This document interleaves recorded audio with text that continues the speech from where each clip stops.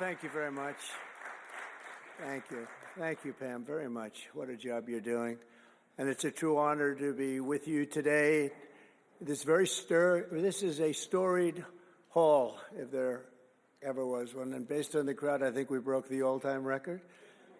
But as we begin a proud new chapter in the chronicles of American justice, this really is something. We're turning the page on 4 long years of corruption, weaponization, and surrender to violent criminals, and we're restoring fair, equal, and impartial justice under the constitutional rule of law. And you're the people that are doing it. Very, very proud of all of you. Under the Trump administration, the DOJ and the FBI will once again become the premier crime-fighting agencies on the face of the earth. People ask me, what am I going to do about law enforcement all the time? The fake news back there, they're asking me that all the time. What am I going to do? And when are you going to do it? And I answer them by saying I've already done most of it by appointing the people that I've appointed. They're sitting right here. They've done most of it. I don't do it. They do it. Right, Pam? I think, oh, you are so tough. They just don't know yet. Let me begin by congratulating the incredible people who will lead these historic reforms. And we start with somebody that you just saw, Pam Bondi. She's extraordinary, and I've known her very well for a long time.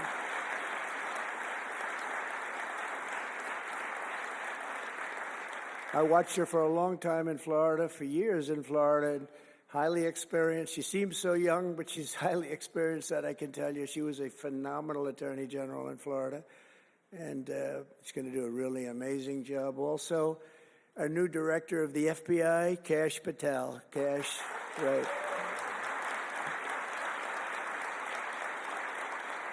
A man that I'm very proud of. I've known him and Emil for a long time under tremendous pressure. I saw these guys under some of the most corrupt judges. It's not even imaginable how corrupt they were.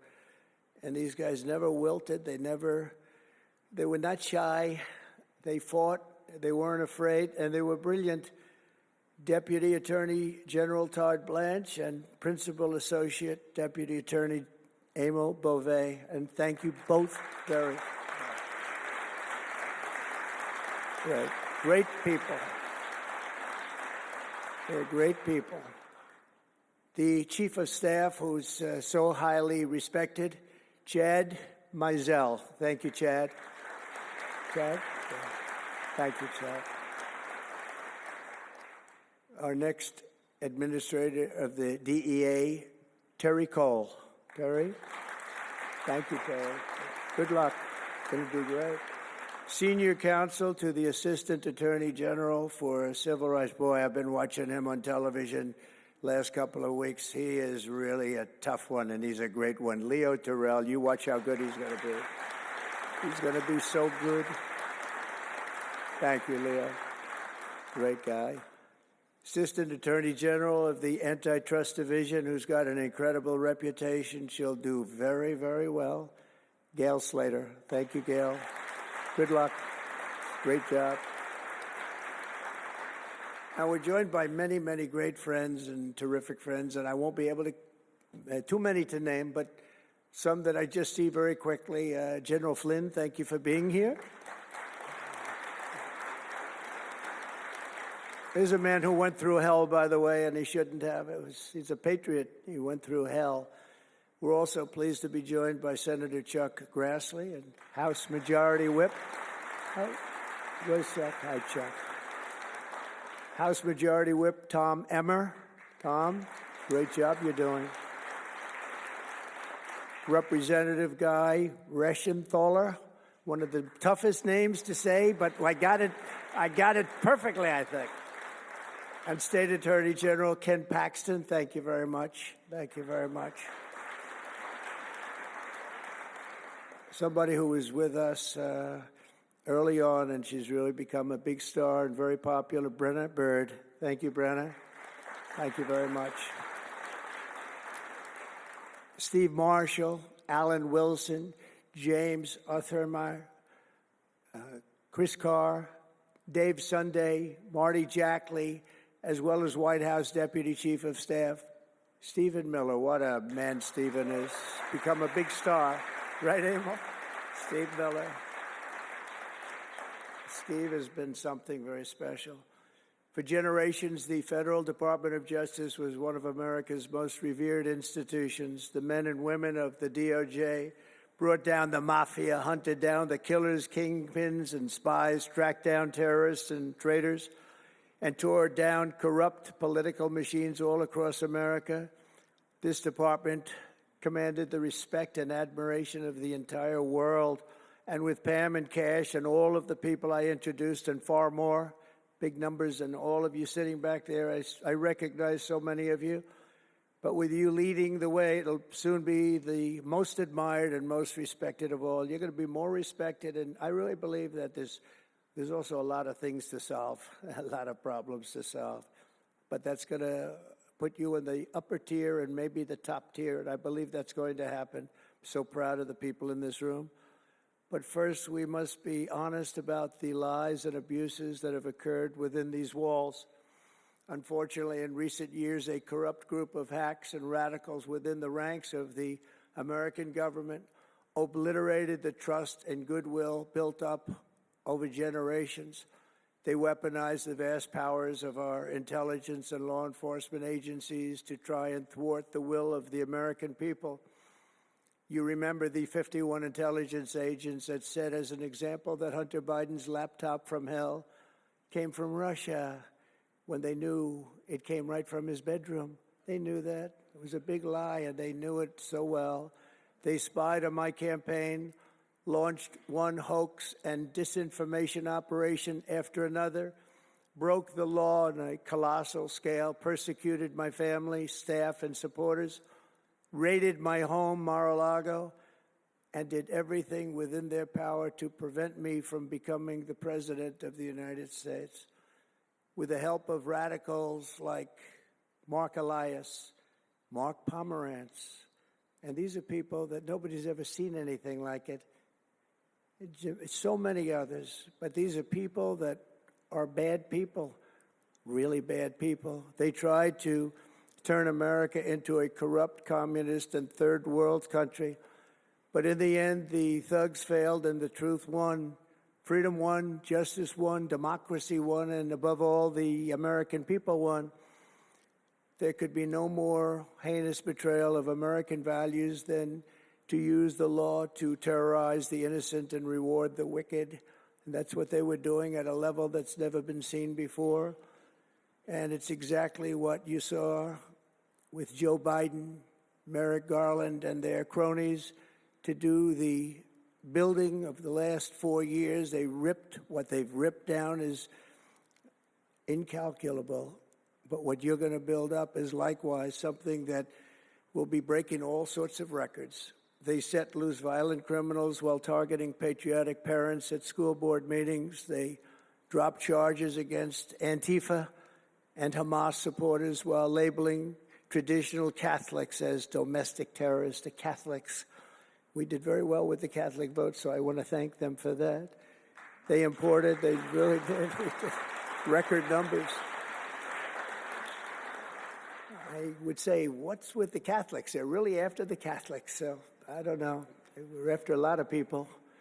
Maybe they didn't even know why.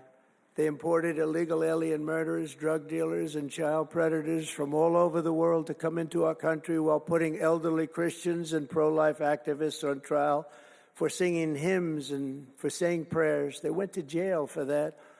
Our predecessors turned this Department of Justice into the Department of Injustice.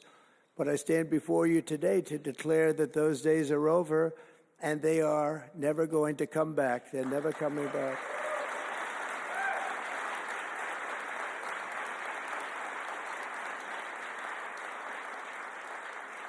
So now, as the chief law enforcement officer in our country, I will insist upon and demand full and complete accountability for the wrongs and abuses that have occurred.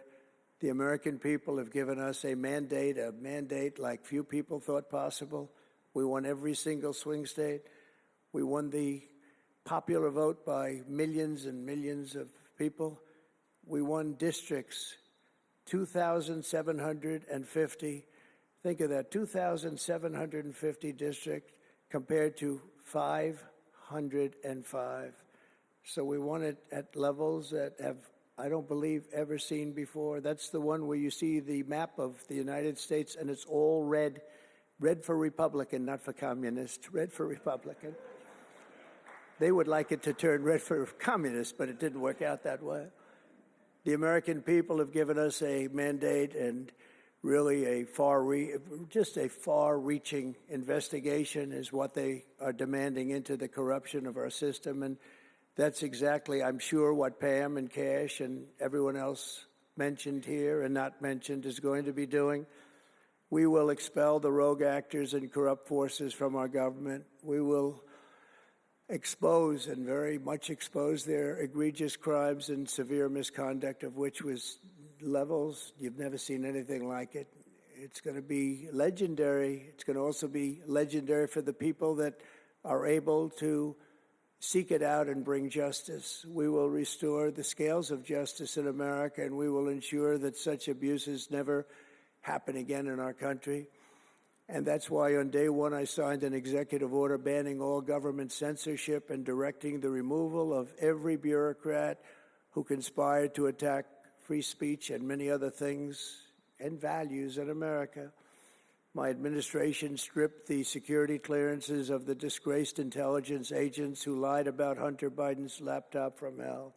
We revoked the clearances of deranged Jack Smith, Alvin Bragg, Letitia James, and the crooked law firms that aided their partisan persecutions.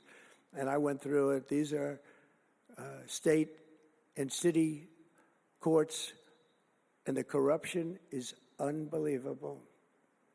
We also terminated the clearances of the Biden crime family and Joe Biden himself. He didn't deserve it. In fact, he was essentially found guilty, but they said he was incompetent, and therefore let's not find him guilty, I guess. Nobody knows what that ruling was, but I didn't want any part of it. I think I would have rather been found guilty than what they found with him. They said he didn't know what the hell he was doing, and therefore he's let him go. I said, I'd rather be convicted, Pam, I think, than that. That was not, I said, please convict me, don't say that. I pardoned hundreds of political prisoners who had been grossly mistreated. We removed the senior FBI officials who misdirected resources to send SWAT teams after grandmothers and J6 hostages. And it was a great honor for me to fire, I will tell you this, a great honor to fire James Comey. A great, great honor. That was nothing. There was no better day. A lot of people said, oh, that's too bad you did that. And they said that's going to be, and you know what? A year later, they said that actually saved the administration because the level of corrupt things that we learned after that turned out to be that they were doing, in fact, really bad things. He was a terrible person, did terrible things, and persecuted people, and all in the guise of being an angel, but he wasn't an angel. We created a brand new DOJ task force and anti-Christian bias.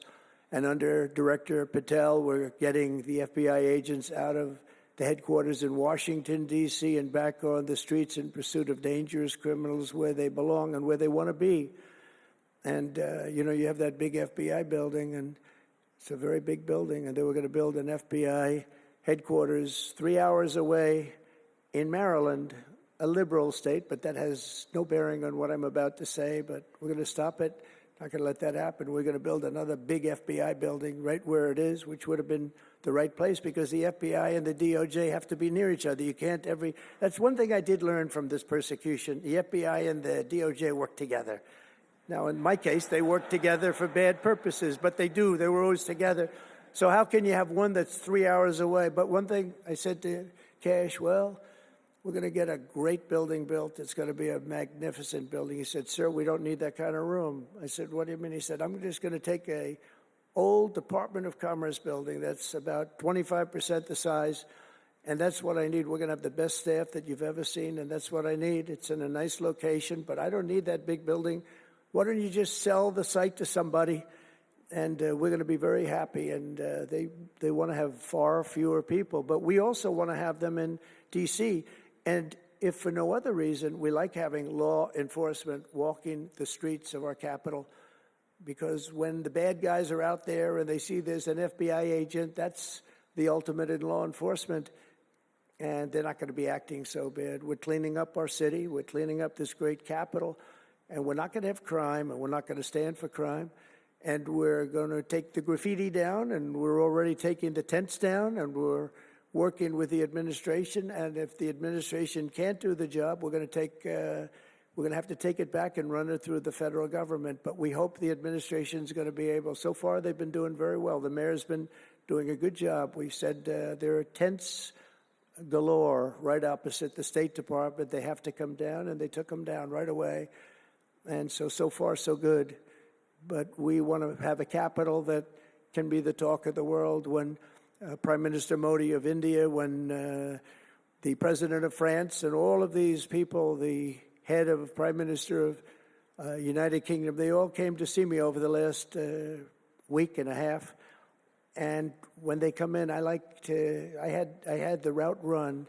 I didn't want to have them see tents. I didn't want to have them see graffiti. I didn't want to have them see broken barriers and potholes in the roads, and we had it looking beautiful. And we're going to do that for the city, and we're going to have a crime-free capital. When people come here, they're not going to be mugged or shot or raped. They're going to have a crime-free capital again. It's going to be cleaner and better and safer than it ever was, and it's not going to take us too long. There's a new phenomena that is taking place with these violent, vicious lawyers that we have all over. They play the ref. You know what playing the ref is? Like the great Bobby Knight basketball coach. He'd scream and scream at the ref. He'd scream. I watched it. By the way, I love Bobby Knight because he endorsed me. And having Bobby Knight's endorsement in Indiana was an extremely good thing. A friend of mine said I was running in Indiana at the time. This was early on, 2016. And I was doing great, but a friend came up and said, "You know Bobby Knight?" I said, "No, I don't, but I hear he was a tough cookie." He said, "Not only tough, he was beyond tough, but he's the most popular guy you can imagine." It turned out he wanted to endorse me. He called me about 2 years before. He said, "Sir, I'd like to endorse you." I said, "Is this really Bobby Knight?" He said, "It's me." I could tell it was Bobby Knight. He had been known for throwing the chair across the court and slapping a player. Can't do things like that, right? And the man that came in fired him. He was a new administrator for the college. That guy didn't last very long. They were like 14-0, and they fired Coach Knight. That was not good, but he had a little chip in his shoulder. But he loved Trump, and he came in, and he said, "I'd love to endorse you." He said, "If you ever run, please call me." So he said, "You know Bobby Knight?" I said, "Well, I don't know him, but he called me a couple of years ago." It was an amazing phenomenon. I took his number, and on each side of my desk in New York, I had stacks of paper, like nice and neat, but about 2 feet high each. And I said, I wrote his number down and I put it here 2 years ago. And I said, let me see if I can find it. It was almost like a miracle. I had other miracles that happened too. My ear is still throbbing. That was a miracle. That was a miracle also, wasn't it? That was a miracle also. Thank you. Thank you, Leo. Thank you. Thank you, my man. That was a miracle. Anyway, okay, that's it. That's very nice. Thank you. But so he said, Bobby Knight. So I said, I put his name down and I wrote it down. It's in one of these stacks. I lifted up. There would have to be 2,000 to 3,000 pages in each stack. I lifted it up, the first one, had no idea. And there was his name on a little card, Bobby Knight with his number. It was like incredible. I tell that story all the time. And I called him and dialed a number. He said, I've been waiting for you to call.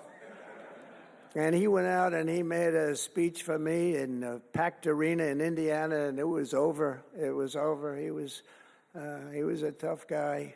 He actually went a little far, if you remember. He made a great speech because he was actually a motivational type guy, to put it mildly. But he left the stage, and then I'm talking, and he walks back onto the stage. I said, uh-oh, this is trouble. Why is he coming back? He was a big guy, too. Why is he coming back? He said, may I say a few more words? I said, yeah, go ahead, Bobby. Say a few more words, a little different. And he said, and let me tell you something about this guy, Trump. This guy, if he has to, will use the nuclear weapons that we have. He will use he has no fear. He's going to use, and that's the kind of guy. And he walked off the stage. I said, I think I'm in big trouble, Pam. That was not good, but it worked out okay. In the meantime, we won the state in a landslide, and it was great. And it was just an amazing period of time. But this is the most amazing period of time. I think this is more amazing. What's taken place is more amazing. I think it's more consequential. And if we do the job, one of the big media outlets said what we did was the most consequential election in the last 129 years. Well, if we do the job that we're all capable of doing, I think it's going to prove to be that and then some. And that's what we want to do. We have a real big shot at making this country so great, so great. What happened to our country was so sad. What they've done in 4 years to our country with the borders, with Afghanistan, the most embarrassing period of time, allowing the Russian situation, it was never going to happen with Ukraine. Allowing October 7th to happen would have never happened because under me, Iran was totally broke. They had no money. They weren't giving any money to Hamas or Hezbollah. It was totally broke. But allowing inflation, look at what inflation's done to people, been so devastating. And now you see that, by the way, price of eggs is down 35% in the last week and a half. We're doing a good job. Brooke is doing a good job. Brooke Rollins and everybody. And inflation's down, interest rates are down, gasoline has come down to a level that we haven't seen in a long time. All things that we wanted to do, because then everything else is going to be coming down. We want it to come down. We want bacon to come down, and groceries, a term I used to use. It's sort of an old-fashioned term, but I used to use it on the campaign trail. Those last 90 perfect, beautiful days, we just hit it. And I want to thank Susie. You have done a great job, Susie Wiles. Great job, Susie. A big magazine just named her the most powerful woman in the world, and that's okay with me. She is the most powerful woman. You think about it, John, right? The most powerful woman in the world, but she's great. And we had a great 90 days. It was a perfect 90 days, and it was a great result, but we want to put that result to good use by doing a phenomenal job. And I want to tell you that Todd and Emil know this very well. We had an amazing judge in Florida, and her name is Aileen Cannon, and I didn't know her. I still don't know her. I don't believe I ever spoke to her, even during the trial, but I did appoint her, federal judge, and these fake lawyers, these horrible human beings, were hitting her so hard, public relations-wise. They were playing the ref. I don't think it's legal. I don't think it's legal. They might as well go out and just shout it in a courthouse. They were saying she was slow, she wasn't smart, she was totally biased, she loved Trump. I didn't know her, other than I saw her the couple of days that I was in court, and I thought her decorum was amazing. Anything bad they could say, though, they were saying about her, it was whatever they could say bad about a human being, all made up. Because actually she was brilliant. She moved quickly. She was the absolute model of what a judge should be. And she was strong and tough.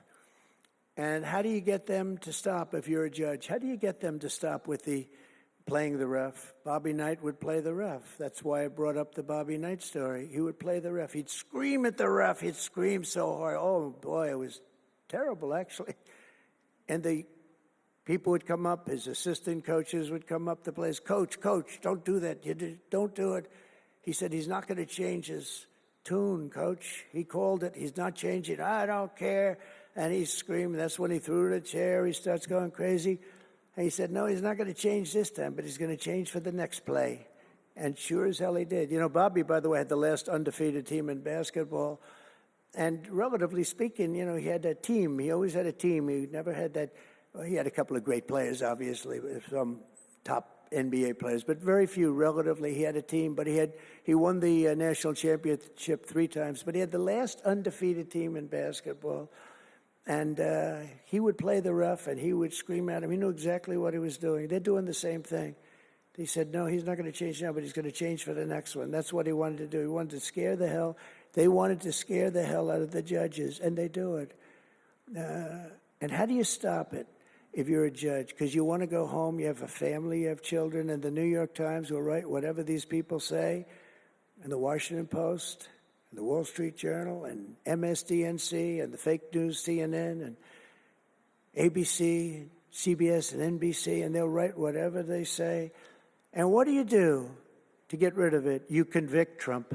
All you have to do is be really tough on him and ultimately convict him, and they leave you alone. It's totally illegal what they do. I just hope you can all watch for it, but it's totally illegal. And it was so unfair what they were doing to her. But they do it all the time with judges. But in her case, she was very courageous, and it only made her angry. Wouldn't you say? It just made her angry. She didn't like it. A lot of them say, oh, please don't say that about me. My family, what's my husband going to say? What's my wife going to say, or my kids? Please don't say that. And it had absolutely no impact on her. And the case against me, which was a case, I will not use a bad word. I promised my wife I would never use a bad word, so just a little bad. The case against me was bullshit. And she correctly dismissed it. She correctly. Look at Emil, he's looking. That's interesting. But these two guys were warriors. You got a warrior here. You got two warriors, I can tell you that. You got a whole bunch of them.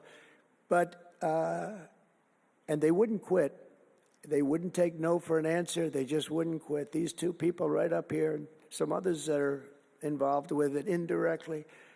And what the lawyers do is they're doing it to the Supreme Court justices, hoping that they'll be overcome by the horrible things they say about them. They say things about Supreme Court justices and judges that are just horrible. They're playing the ref. Remember the way they treated Justice Thomas and Justice Alito and Justice Kavanaugh, Justice Gorsuch. Chief Justice Roberts get treated unbelievably badly, and they're hoping that they can sway them to go along because, again, what do? They're humans. You know, it would be wonderful if everybody was just a perfect computer machine. But they're not. They're humans. And they don't want to be accused of many, many things, including gross incompetence. They don't like it, and they don't want it. There's not much they can do about it. You know, they're in a position they can't really fight back really very well. And so what they do is sometimes they get weak. I would say a majority, maybe, of the times. That's why I'm so impressed with Judge Cannon in Florida, how strong she was, how she held up. It actually made her more resolute than anything I've seen. I mean, it was amazing because they were hitting her so hard. It was so sad to watch this. But it's sad what they do to other judges. It's very sad what they do to the Supreme Court. And a lot of the judges that I had, if you look at them, they take tremendous abuse in the New York Times and the Washington Post, all of the different networks. They take such abuse. And honestly, very simply, they're afraid of bad publicity. They don't want bad publicity. And it's truly interference, in my opinion, and it should be illegal, and it probably is illegal in some form. There's no difference than speaking to a judge or shouting to a judge or doing whatever you have to do in a courthouse. They're doing it behind the back. They're usually doing it anonymously. They're saying anonymously, off the record, the judge is no good, but everybody knows where it's coming from. And it's totally coordinated. It's a campaign, and it's by the same scum that you have been dealing with for years, like guys like Andrew Weissman, deranged Jack Smith. There's a guy named Norm Eisen. I don't even know what he looks like. His name is Norm Eisen of Crew.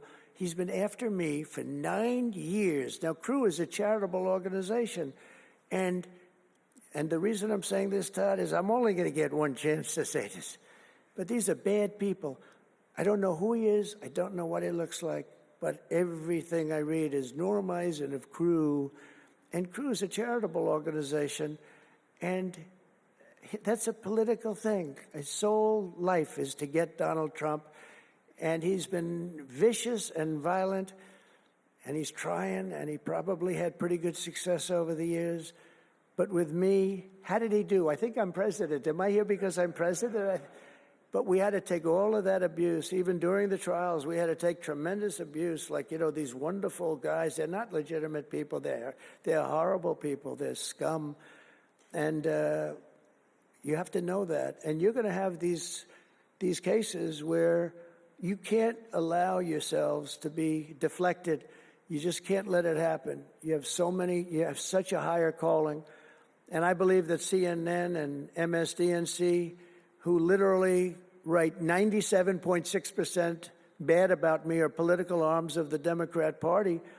And in my opinion, they're really corrupt and they're illegal. What they do is illegal. It makes no difference how big a victory I had. I can have the biggest victory in history. It makes no difference what kind of a failure the other side has. These people are going to go after me. And I said it during the big speech on Tuesday night. I said about Democrats, and I don't like that. I have great respect, by the way, for what Schumer did today. He went out and he said that we're going to have to vote with the Republicans because it's the right thing to do. I couldn't believe what I heard. But, I think he's going to get some credit for it. I think. Let's see what happens tonight with the big vote as it comes. But these networks and these newspapers are really no different than a highly paid political operative. And it has to stop. It has to be illegal. It's influencing judges, and it's really changing law, and it just cannot be legal. I don't believe it's legal. And they do it in total coordination with each other. And everything we do, we're restoring law, restoring order, and restoring public safety in America. That's what we want to do. And we're bringing honor and integrity and accountability back to the highest levels of the FBI, DOJ, and throughout our government. We're bringing our country back faster than anyone ever thought possible. We're working so hard at doing it, and we want fairness in the courts. The courts are a big factor. The elections, which were totally rigged, are a big factor. We have to have honest elections. We have to have borders, and we have to have courts and law that's fair. Well, we're not going to have a country. Crooked Joe Biden got us into a real mess with Russia and everything else he did, frankly, but he didn't know about it, and he, generally speaking, signed it with auto pen, so how would he know? That auto pen is a big deal. I don't know, they're having, who's doing this? So when my people come up, Will and all of the people, Steve, they come up and, sir, this is an executive order. They explain it to me, and, 90% of the time I sign it. 99% of the time I say do it. But they come up and I sign it. But you don't use auto pen. It's, number one, it's disrespectful to the office. Number two, maybe it's not even valid because, who's getting him to sign? He had no idea what the hell he was doing. If he did, all of these bad things wouldn't be happening right now. But we're going to get you back into a great position, and we've already started. They say that we had the most successful first month of presidency. Not a long time, but it's still a lot. It's like if you're a golfer, sinking a 3-foot putt on the first hole gives you confidence to sink something on the second hole. But if you miss that first putt, you don't like to have the putt on the second hole and the third hole. It could be a very bad experience. It's nice to get that first month, and now we have more than a month. Now we have a month and a half. And it's going really, really well. I can tell you as a little secret, although the cameras are blazing back there, so it's not that much. But I think we're doing well, as you have been hearing about Ukraine. I think we're doing now well with Russia. We're speaking with President Putin. We want to get the war over. Not only have we spent maybe $350 billion to Europe's, think of that, $350 billion to $100 billion, and yet we're across the ocean far away, so it shouldn't have been that way, but Biden let that happen too. And we're getting a deal where we're going to get that back, but much more importantly are the lives that we're talking about. On average, 2,000 young people are being killed every single day. Now, they're not from here. They're from nowhere close to here, but they're young people. They're human beings, and they have parents. They have sisters and brothers, the mothers and fathers, the friends and the families and the towns where they grew up. And they're losing, on average, 2,000, even 2,500 a week. and I want to get it stopped. And we've had some very good calls today with Russia and with Ukraine. They've agreed for a ceasefire if we can get it with Russia, and it's not easy.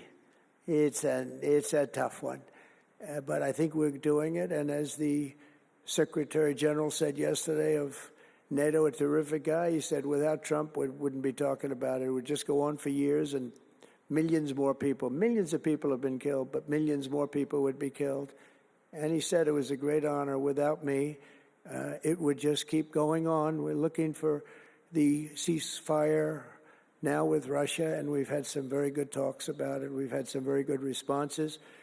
And I can tell you that there was a case where there would have been no war if I were president, and it's just 100% would not have happened, would never have happened. I used to speak to President Putin a lot about it. I said, don't do it. Don't do it. I won't tell you what the consequence was. I won't tell you what but if he believed even 5% of what I said, then he would say, I'm not going to do it. And I think he did. But we had a good relationship, and we had a professional relationship, and his respect for this country.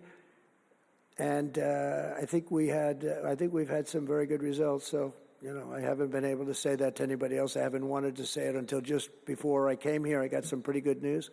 So, but we have to see what happens. It's still a long way to go. The fighting is unbelievable. Russia has a large group of Ukrainian soldiers, as we speak, surrounded and in grave danger. They've been able to surround them. They're in grave danger. Biden should have never let this war happen. First of all, you don't want to pick on somebody that's a lot larger than you, even with the money. There's a lot of money that we gave them and a lot of equipment. We make the best military equipment in the world, but even with all of that, it's unbelievable. Right now, you have a lot of Ukrainian soldiers that are encircled and in grave danger, and I've asked them not to kill those soldiers, please, not to kill those soldiers. We don't want them killed. It's such a shame to see what's happened. A thing like that would have never happened. Inflation would have never happened. October 7th would have never happened. Israel, Iran had no money. They were totally broke. Think of it. They had no money to give to anybody. They were totally broke. And within a short period of time, as soon as Biden came in, he took out all the sanctions. In China and everybody else that wasn't buying oil from Iran was buying it at levels that they never spent before.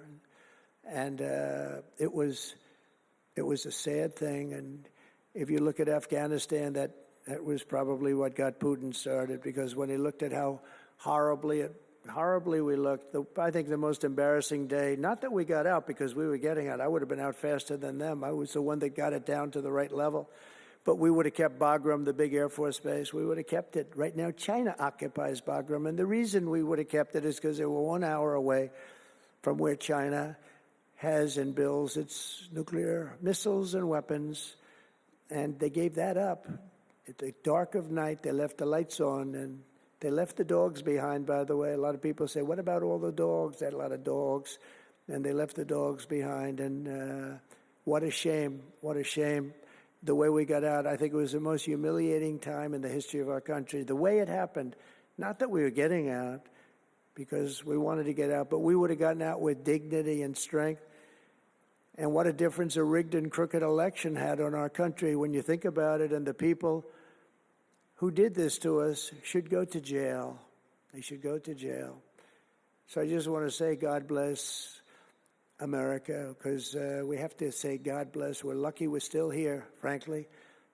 And this whole thing could lead, I think we have it. But this could lead to World War III. Could very easily lead to World War III, but I think we're in pretty good shape, a lot better than we were before we got involved, that I can tell you. That was heading into World War III territory, and that would have been a war like no other because of nuclear weapons and other types of weapons that people you don't even want to know about. But as many of you do know, well, we're focused on persecuting, and these people were really focused on persecuting Republicans. The last administration presided over the worst increase in violent crime in our country in many, many decades. We had levels of violence and crime, and a lot of it had to do with the illegal immigrants that came in. Remember when I used to complain about it? Because I knew how tough they were, how mean they were. And they said, no, people that come into our country are all wonderful people. No, they're not wonderful. These are stone-cold killers. These are killers they make our killers look nice by comparison.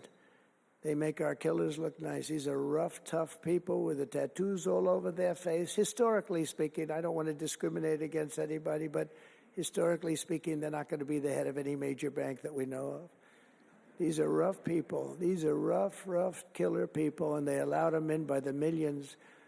In major cities like New York, Chicago, and Washington, mothers can't walk their children to the park without fear of being shot or killed or raped or anything.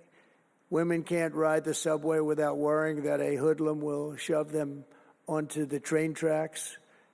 In New York, it's happened twice in the last couple of weeks. They're standing there, a perfect Wall Street gentleman in one case, and another person who was a worker, good worker, electrician, gets pushed into a train going 45 miles an hour just prior to the train, not stopping, going to go through that. I know the stations very well. I used to take the subway. I used to feel safe. When I was young, my parents would drop me off at the subway. I'd take the subway to my school. Can you believe it? Today, they wouldn't be doing that. And we want to get a country back maybe where you can do that again, Pam. But it's so sad to see what's taking place. Under the Biden regime, average monthly homicides increased by 14%. Property crime rose tremendously. Violent crime went up at least 37% that they know of. Rape soared by 42%. Car theft rose by 48%. And robberies surged to 63 to 100%. They don't even know what the number is. And I have no higher mission as President of the United States than to end this killing and stop this law-breaking and to making America safe again. And that's what you're all about in this room. We want to protect Americans, and we protect everybody that's in our country, American or not American. We want to have a safe and proud country. We're joined today by dozens of police officers, sheriffs and sheriff's deputies from all across the country. My message to these law enforcement heroes is simple. With me in the White House, you once again have a president who will always have your back, will always have your back.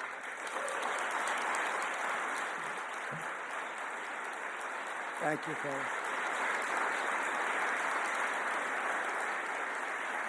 Thank you. That's a lot of good-looking people. I will tell you, I feel safe. I'm glad you're in the room. I feel even safer. It's a lot of great people. On day one, I signed an executive order directing Attorney General to ensure that anyone who murders a police officer immediately, with as fast a trial as we can have, gets the death penalty.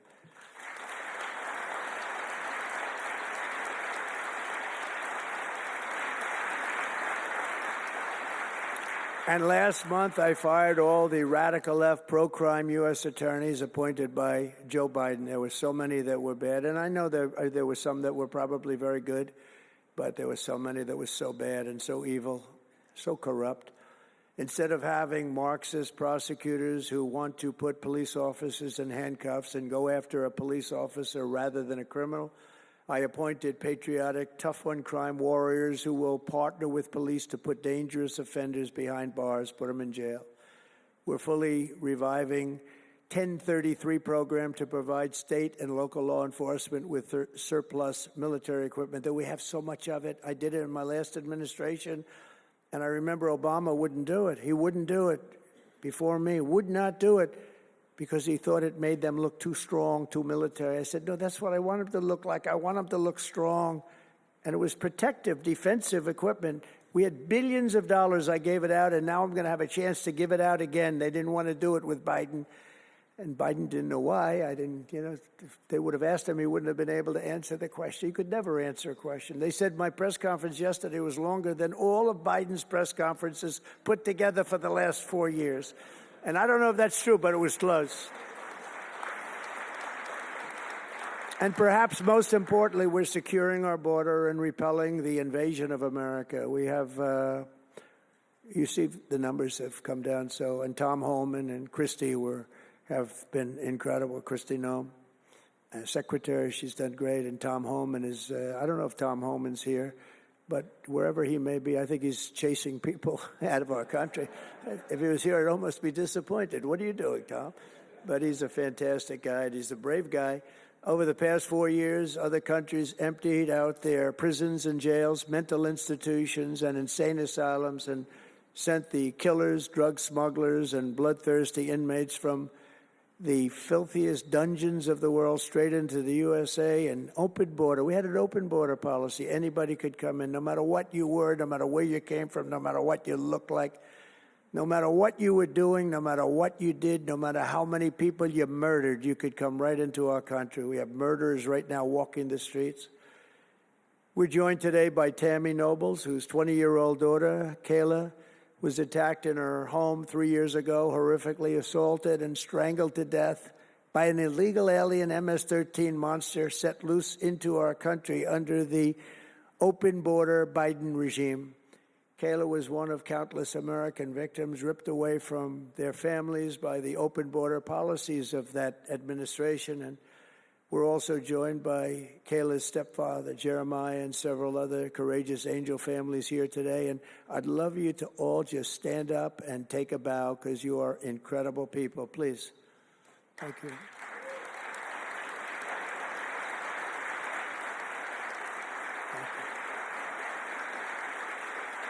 Thank you.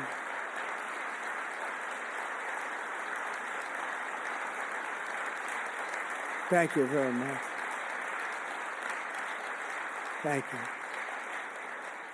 But I want you to know that we are working every day to expel these savages from our country and ensure that what happened to your loved ones will never happen again. So their legacy is going to be a great one. Thank you all very much. We appreciate it. On day one of my administration, I declared a national emergency on our southern border. In our first full month in office, we achieved the lowest level of illegal border crossings ever recorded, okay? Even lower than 4 years ago. For years, Democrats and the media kept saying that we needed new legislation. We had to have new legislation. We needed it immediately, and I never had legislation. I had the best border in the history of our country for almost 4 years. And by the time I got out, we had the lowest numbers ever. My favorite chart of all time was brought down that day. And on that chart said we had the lowest numbers ever. But it turned out that we really didn't need new legislation. All you needed was a new president.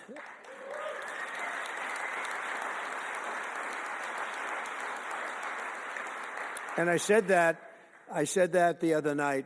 That's all you needed was a new president saying, close the borders, because the Border Patrol is unbelievable, ICE is unbelievable, and all of our law enforcement is just incredible. All of you guys are amazing, and the people of our country respect you and they love you, and a lot of times you don't hear that because you have to listen to the fake news back there, but they have great respect for you, so I just want you to know that. And you know, that includes our fire departments, too.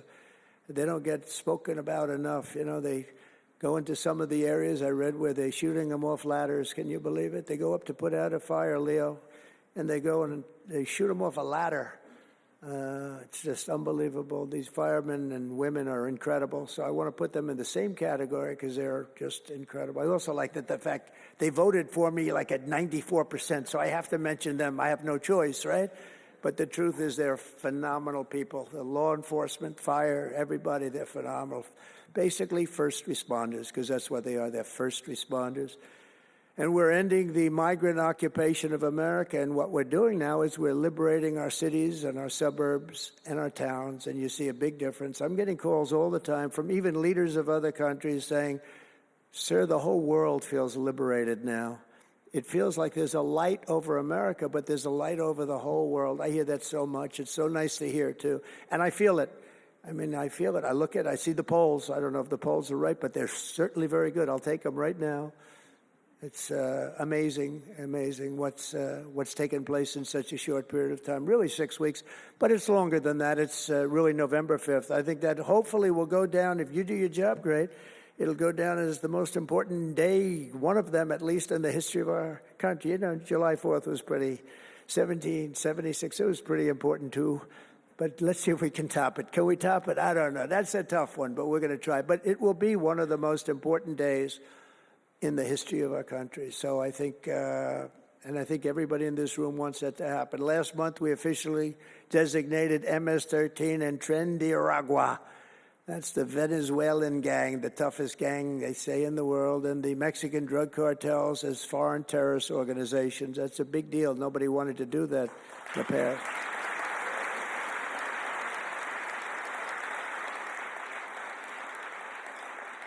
And by the way, we've caught hundreds of them, the Venezuelan gang, which is as bad as it gets. And you'll be reading a lot of stories tomorrow about what we've done with them. And you'll be very impressed, and you'll feel a lot safer, too, because they are a vicious group. They went into Colorado. They took over areas of Colorado. They sort of were like me. They were in the real estate business, but they didn't go out and get financing. They just took over a building and kept it. And they said to the tenants, get the hell out of here. One man called the police, and they cut off his fingers. And they say, you call again, your other fingers, and you call a third time, and you're dead. These are tough people and bad people, and we're getting them out of our country. And some are so bad, we don't want to get them out. We have to put them in jail because we don't want to even take a chance that they can come back. Thanks to our efforts, Mexico recently handed over 29 of the biggest cartel leaders, including the depraved kingpin charged with the 1985 murder of DE agent Kiki Camarena. And that was a big deal, if you know. They've been looking for this person for years, many years, and we got him. This evil killer will be now prosecuted to the fullest extent of the law. And we know that, let's put it this way. I have to be nice. It's a very strong case. We're stopping the criminals pouring across our borders at record levels, and we're also stopping the massive quantities of deadly drugs. In 2023 alone, drug overdoses killed more Americans in 12 months than they did during the entire decade between 1980 and 1990, so 10 times more, but it's much higher than that. More Americans died from fentanyl last year than died in the Korean War, or the Iraq War, or the Afghanistan War, all of them combined. That's why I've placed large tariffs on Mexico, Canada, and China, and they will remain in place until these deadly poisons stop pouring into our country. And I will tell you, as soon as I put on the tariffs on Mexico, Canada, and China, unbelievable results have been seen in the last few weeks. Unbelievable results. They weren't happy about it. You probably read they weren't happy, but they are working like hell to end it. They weren't working very hard before I did that. With us today is a brave mother and advocate, Ann Fundner, who lost her beautiful 15-year-old son, Weston, to fentanyl. And Ann, if you would, I'd like to ask you to come up and say a few words, please. Thank you.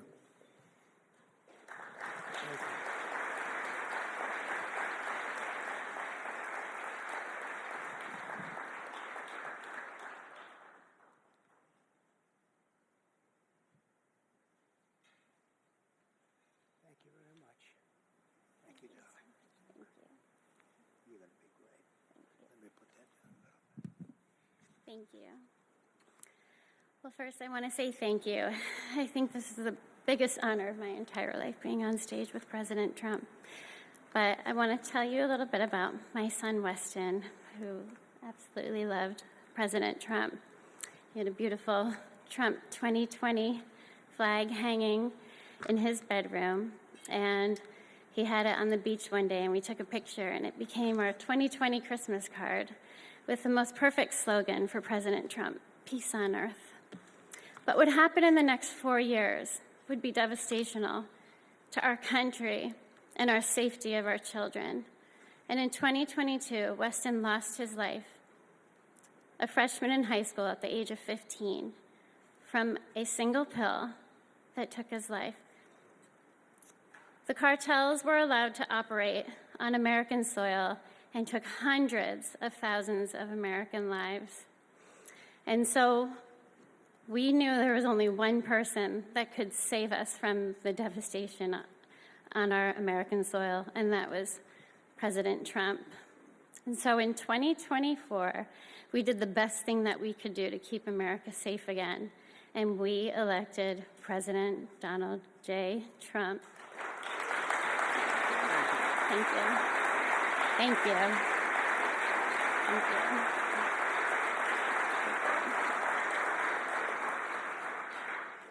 Thank you. And he's done everything that he has promised. We have a 98% decrease in border crossings. And he has labeled the terrorist cartels terrorist organizations. And he has instilled tariffs because there is no price on human life. And so I feel like I can speak for the entire fentanyl fighting community when I say thank you to President Trump, and thank you to Pam Bondi and everyone out here who is fighting this fight. God bless you. God bless you, President Trump. And God bless America. Thank you. He's up watching you. He's up there watching you. And he's so proud of Mom.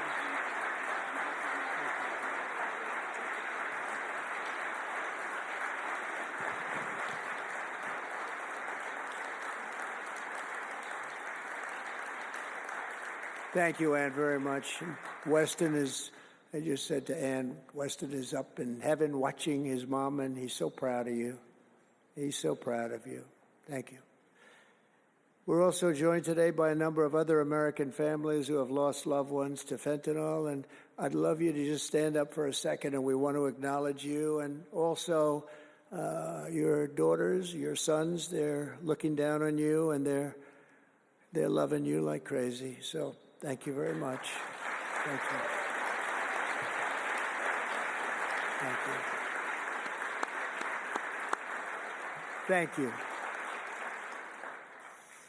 This department will not rest until we have ended the fentanyl epidemic in America once and for all. In less than 2 months since I took office, the DEA and FBI have seized nearly 1 million deadly doses of fentanyl, and that's just the beginning.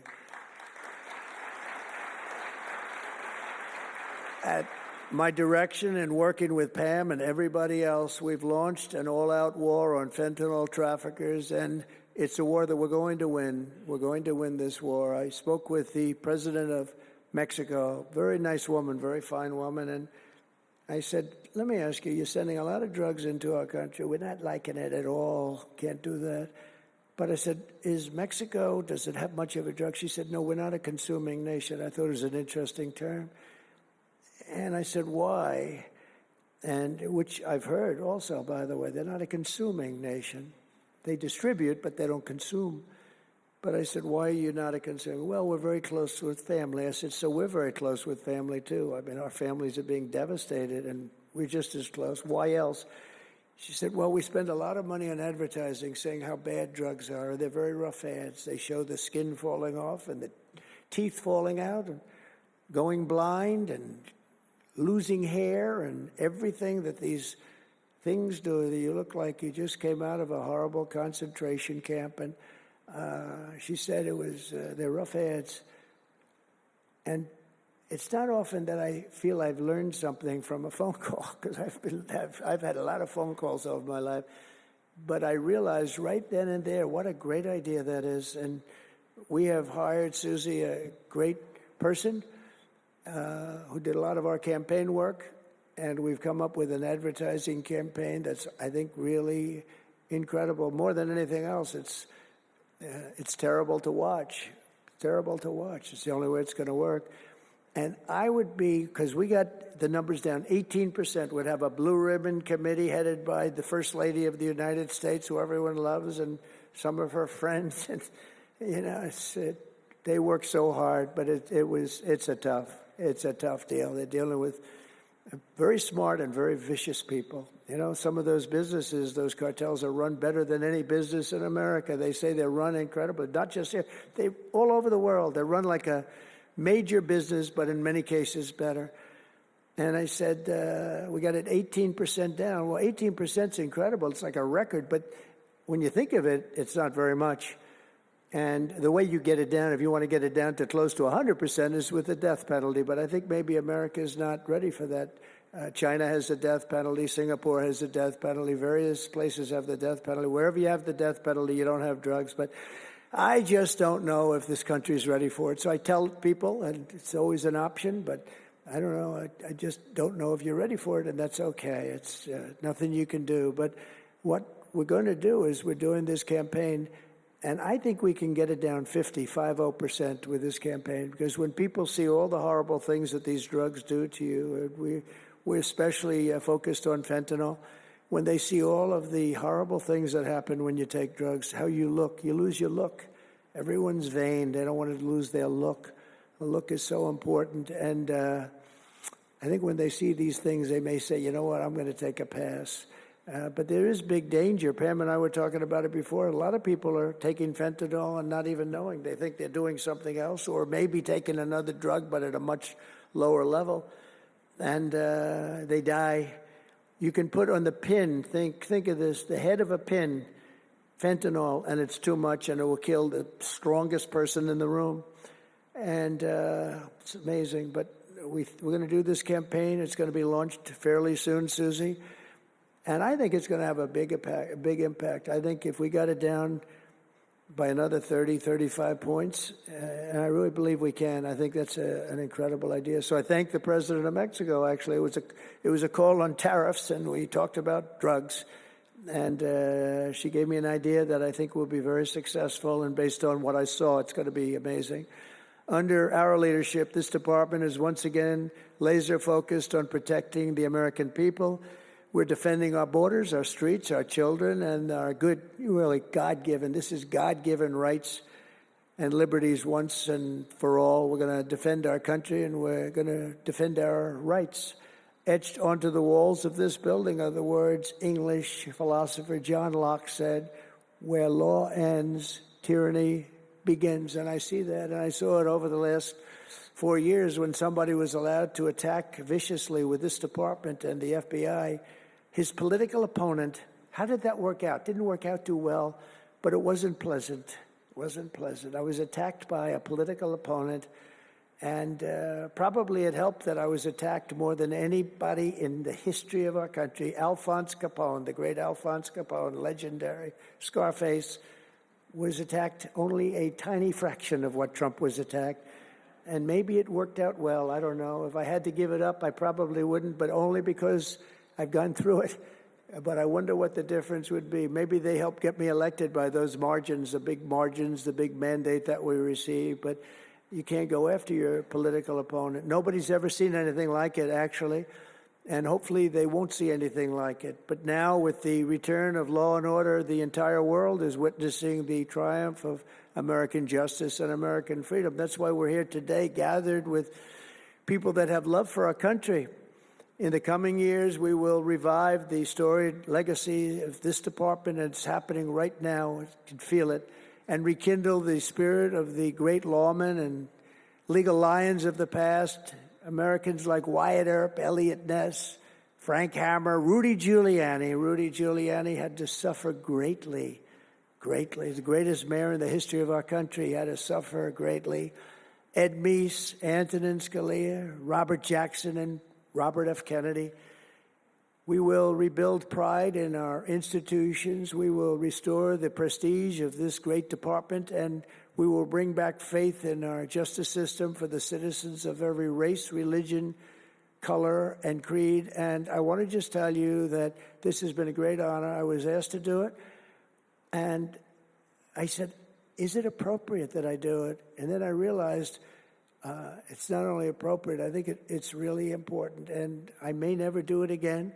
I may never have another chance to do it again, because this is something that I'm leaving to the greatest people I know, the best people, the smartest people, the toughest people I know. And they're going to do an incredible job. And it's an honor for me to have won this election so that I can appoint these people to do their job, and they're going to do it like you have never seen. So I just want to wish all of you good luck. It's going to be an interesting journey. Not going to be easy, but you're going to win. You're going to win, and fight, and it's going to end up being a tremendous result for this country. So thank you all very much. God bless America. God bless you all. Thank you.